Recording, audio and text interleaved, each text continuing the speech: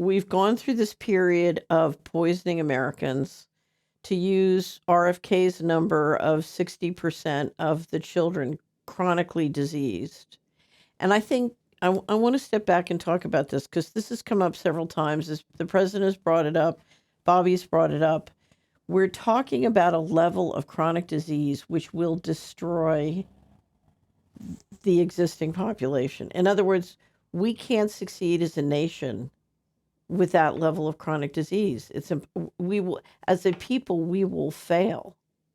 This has to be dealt with. This has to be addressed. Yeah, RFK Jr. basically said that. He said, "Listen, we have a major crisis. We cannot continue moving forward the way we are.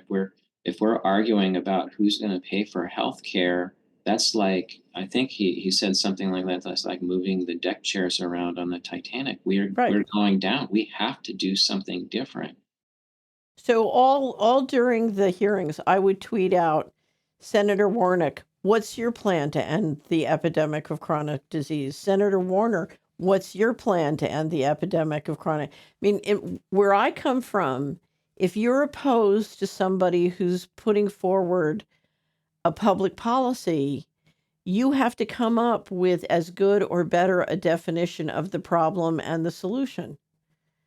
You can't just attack them. You have to say, well, you have a proposal to solve the epidemic of chronic illness, and here's what's wrong with your proposal, and I have a better proposal, right? But you can't just incoherently attack them. And You can. It's just not very effective. I mean, it right, didn't. It was just nuts. It just right, looked like they were incoherent. right. But uh, it looked like they were trying to stop the poisoning from being stopped.